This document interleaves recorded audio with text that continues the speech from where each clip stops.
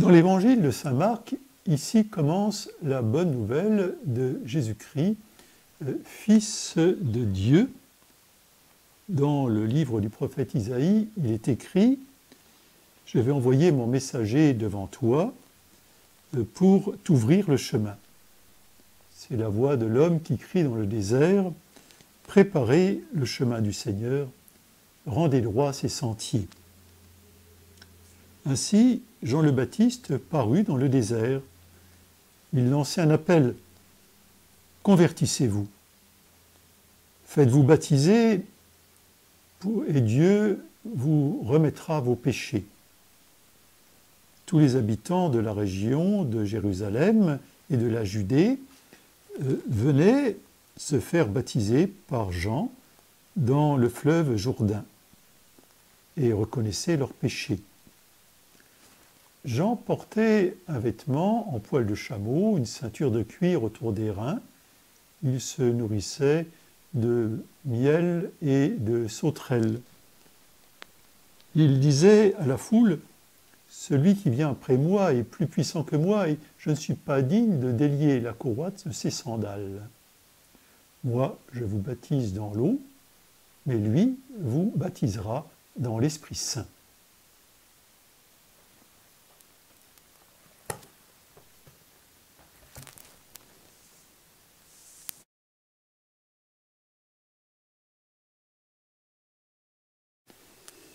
Ça nous parle de conversion. Qu'est-ce que c'est que la conversion? Convertissez-vous. Quelquefois, quand on part en voyage ou en promenade, il arrive qu'au bout d'un moment, on s'aperçoive que le chemin qu'on a pris n'est peut-être pas le bon. On ne reconnaît pas le paysage, ou tiens, c'est bizarre, on aurait dû voir cela, c'est curieux, ça monte alors que ça devait descendre. Ou on devrait tout simplement déjà être arrivé. Le chemin paraît se perdre dans la campagne, ne venait nulle part, ou ce qu'on aperçoit au bout de la route, ce n'est pas du tout ce qui était prévu. Alors pourquoi?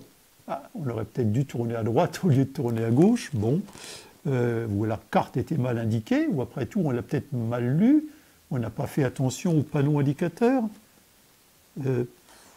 On a cru que c'était peut-être plus rapide ou plus facile en prenant un raccourci, et le raccourci, eh bien, il ne raccourcissait pas beaucoup, au contraire. En tout cas, il peut y avoir plein de raisons, mais le résultat, c'est le même. On a l'impression d'être perdu.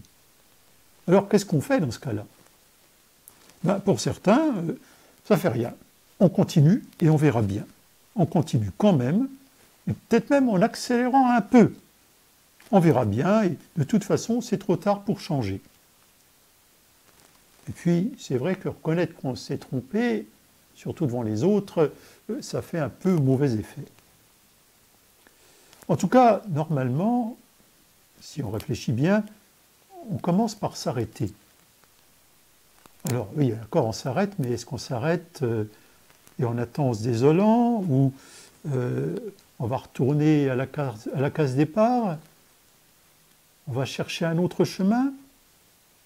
On va peut-être se débarrasser de ce qui est encore trop lourd dans le sac, parce que sinon on n'y arrivera pas. En tout cas, si on peut, on fait le point, on regarde la carte, peut-être qu'on va demander un conseil à quelqu'un du pays, s'il y a quelqu'un, ou au moins on va essayer de se rappeler quel a été le chemin parcouru et où est-ce qu'on s'est trompé, quelle était l'erreur.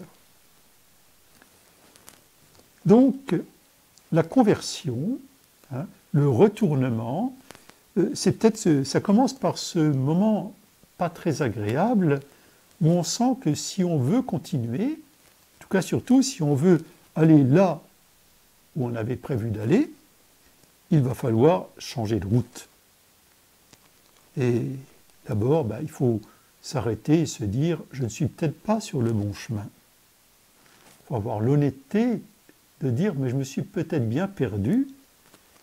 Il faut aussi avoir l'envie, le courage, la force de repartir. Et puis, avoir quelques idées sur la bonne direction à prendre, évidemment.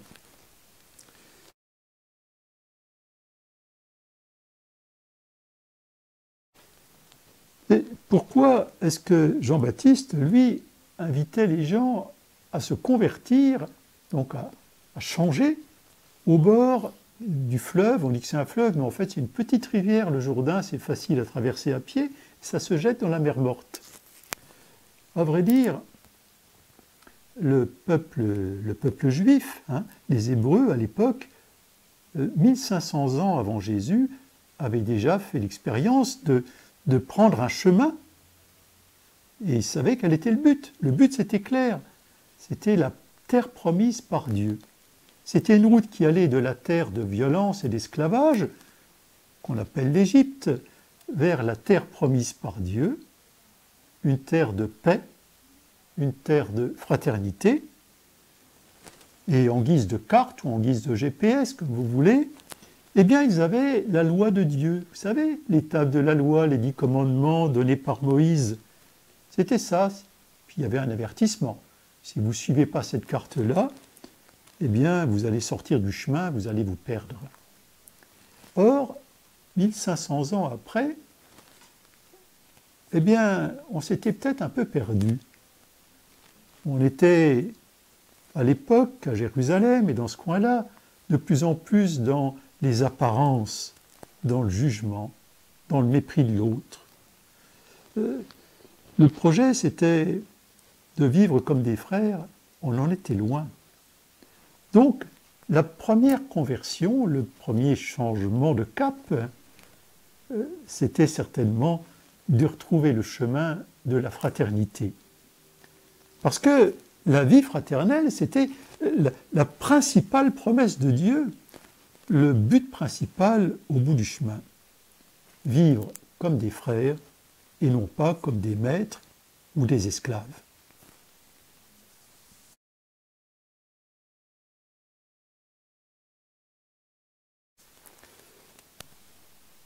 On peut faire un peu de géographie puisque Jean-Baptiste baptise au bord du Jourdain. Le Jourdain, donc, c'est ce petit fleuve qui sépare le pays d'Israël du désert. Quand le peuple hébreu était sorti de l'esclavage d'Égypte, il avait commencé par traverser la mer Rouge pour sortir des problèmes, et puis ensuite il avait traversé le désert, ça avait pris un peu de temps, et le Jourdain, c'était la frontière. De l'autre côté, c'était la terre promise. C'était entrer au paradis presque pour eux. Mais donc pour que la terre promise soit vraiment une terre de bonheur et de paix, eh bien il fallait une condition, respecter la loi, les 10 commandements. Et donc au cours de siècles, eh bien, la terre promise, terre de liberté et de fraternité, était tranquillement devenue une terre d'égoïsme, de violence et d'injustice. Et voilà que donc des gens qui avaient bien conscience de ça venaient près de Jean-Baptiste, ils se reconnaissaient pécheurs. Ça veut dire qu'ils reconnaissaient qu'ils étaient sortis du chemin. Ceux qui reconnaissaient ça, c'était sûrement pas les pires, c'était sûrement pas les plus coupables, c'était pas les plus perdus, c'était les plus honnêtes. Ils sentaient bien qu'il y avait quelque chose à changer. Et ils espéraient avoir une seconde chance, recommencer. Et il faut commencer d'abord par croire que l'on peut retrouver la bonne route.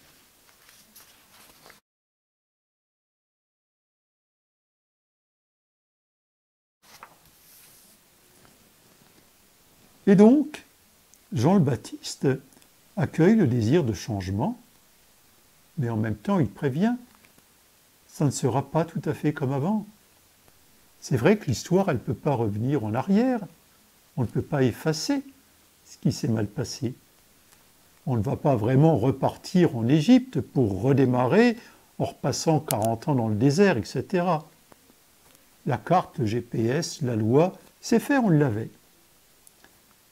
Maintenant, il s'agit de recommencer, mais en esprit, au fond du cœur. Alors comment faire pour retrouver un cœur fraternel, un cœur confiant, un cœur d'enfant de Dieu. Eh bien, Jean-Baptiste leur propose un geste symbolique, le baptême, c'est-à-dire plonger et ressortir de l'eau. Ça ressemble un petit peu au moment où les Hébreux avaient osé plonger, vous savez, ils avaient osé rentrer dans la mer Rouge en disant « mais on va se noyer », et non. Ils avaient osé avancer et ils en étaient ressortis libres. Et il y avait aussi, bien sûr, le Jourdain traversé pour entrer en terre promise, mais le baptême, ce n'est qu'un symbole. Ce n'est plus avec des grands miracles, ça va être dans la vie quotidienne, la vie ordinaire, au milieu des occupations habituelles, que le chemin va désormais passer pour ceux qui veulent bien accepter ce changement.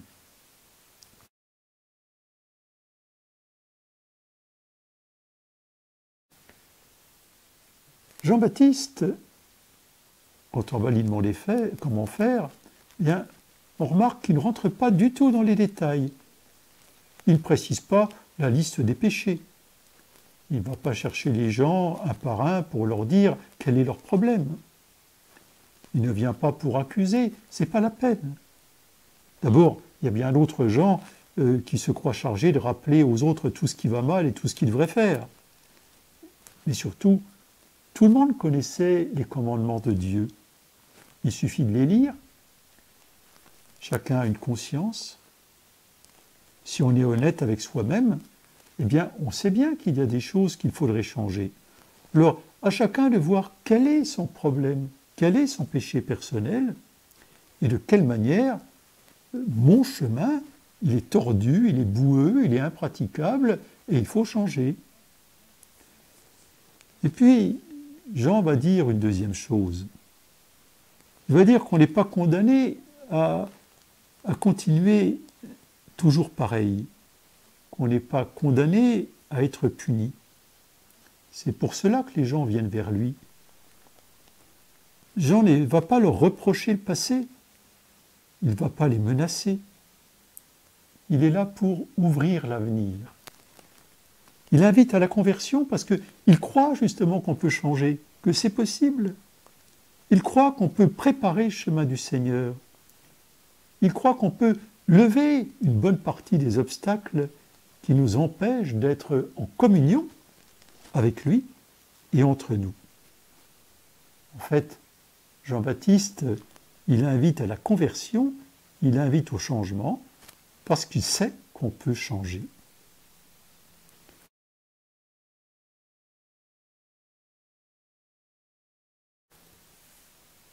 Il ne dit pas que ça. Jean-Baptiste dit quelque chose encore plus beau. Écoutons-le jusqu'au bout. Il annonce que quelqu'un de bien plus important que lui arrive derrière lui. C'est le Seigneur Jésus. Et ça apporte quelque chose de plus. Quoi? Vous le savez bien. Des fois, vous voulez changer. Quelquefois, je veux vraiment retrouver le bon chemin, mais on n'en a pas toujours la force, on n'en a pas toujours le courage. Et Jean-Baptiste nous dit que le bout de chemin que j'aurais peut-être pas la force de faire pour aller vers Dieu et vers mes frères, eh bien, c'est Jésus qui va le faire, en venant vers nous, avec nous. Je dirais qu'il va même jusqu'à se déchirer le cœur après les épines de nos mauvais chemins pour retrouver toutes les brebis perdues qui se sont égarées et les porter sur ses épaules sur le chemin qui mène vers Dieu et vers les autres.